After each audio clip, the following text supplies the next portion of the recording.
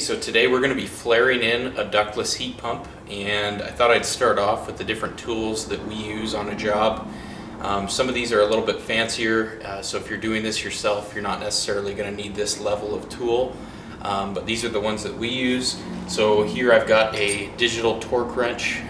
Any torque wrench can be used here as long as it'll fit over the flare nut, but these digital ones are really nice and they save us a lot of time. So got that. We've got just any simple crescent backup wrench, so we'll be using that as well. We've got a pair of good pipe cutters here, copper tubing cutters, and these ones are made specifically for the style of copper that we're going to be cutting for our refrigerant lines. We've also got our actual flaring block. This is the mechanism that's going to be producing the flare. We've got that. We've got our copper deburring tool. So this little oscillating deburring tool we'll be using to get the lip off of the copper tubing after we cut it. And then our most important thing is our flaring gauge. And this gauge is going to tell us whether or not our flare is good enough to be put onto our machine. Okay, so here we have our two ports that we're going to be connecting to with our refrigerant lines. And I've got our liquid side and our gas side. Today we're just going to be flaring in this gas side because we're just doing a demonstration here. So I've already loosened up the flare nut. I'm going to go ahead and take that off and set it to the side somewhere where it's not going to get dirty.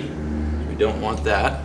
I've already pre-cut a piece of 3/8 copper line. Normally this would be insulated, but we're just doing this for demonstration. So I'm going to go ahead and get a clean cut on here with our tubing cutters. I like to start with a nice fresh cut.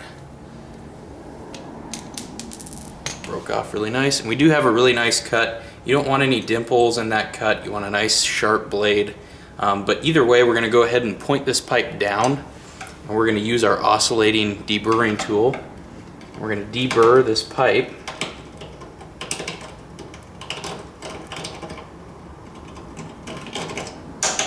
And all that we're trying to do when we're deburring, we're not trying to thin the wall of the copper pipe.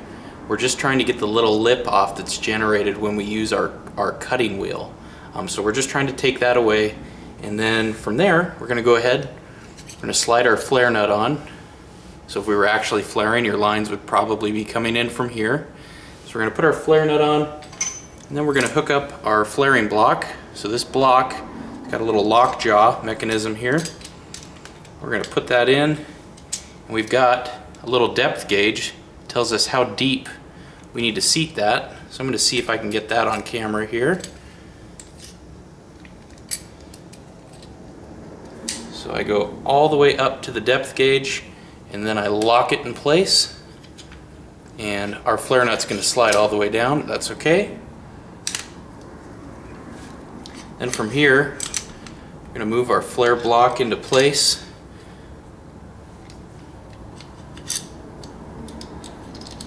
Tighten everything down, and normally this flare nut obviously would not go anywhere, but we're just doing this out here.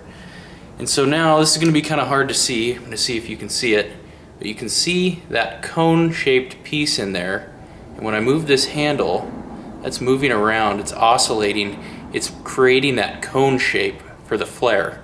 And it's important that you have an R410A flaring block, because the pitch of the flare is different than other, maybe an R22 or oil systems. So anyway, you're going to want to make sure you have the right flaring block. We're going to go ahead and just crank this thing down, and it has a clutch built in. You'll hear it go here pretty soon. There it goes. I usually like to go one more turn, and then we can undo everything and check our work.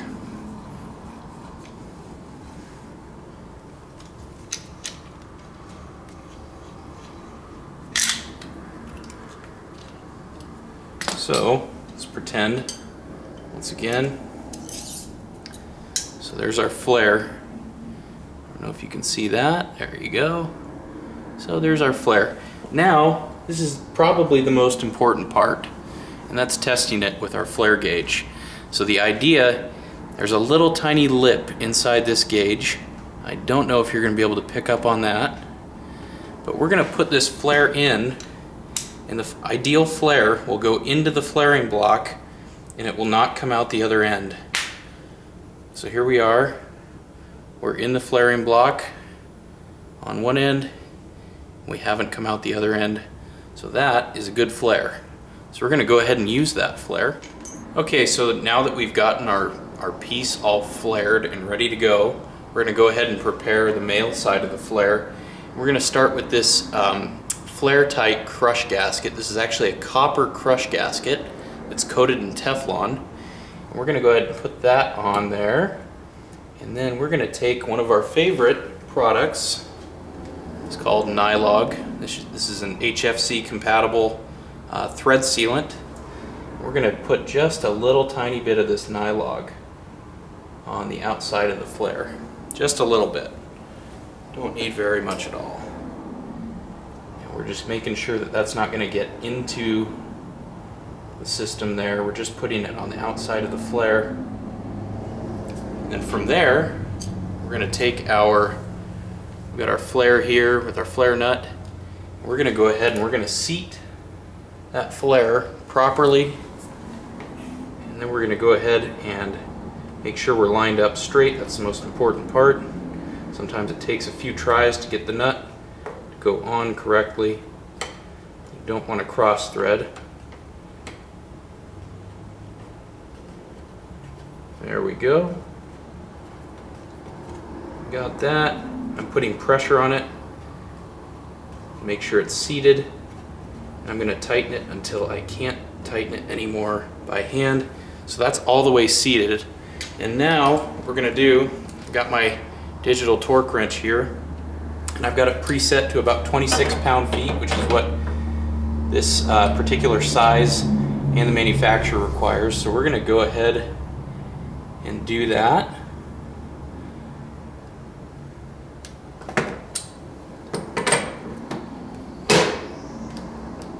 And this thing will actually vibrate when I've hit 26.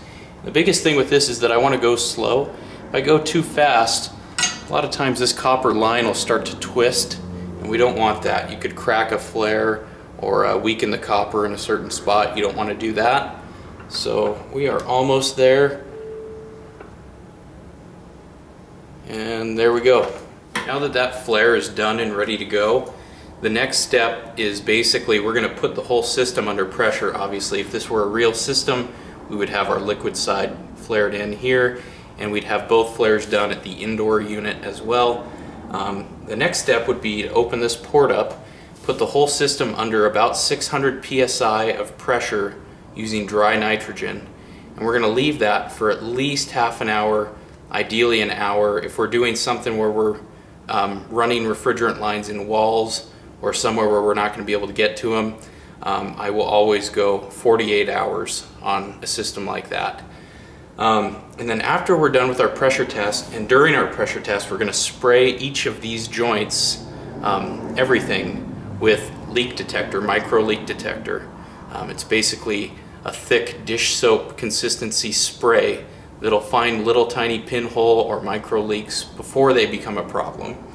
So after we're done with our pressure test and our soap check, we're going to pull a good vacuum on the system and watch our decay rate. And all those things are said and done.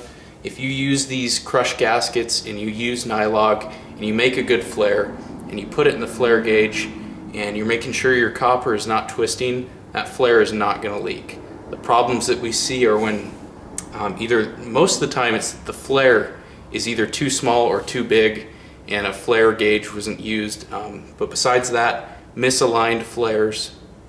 And so yeah, these are the best practices that we've found. We have hardly any leaks on our ductless systems, and this is the reason why.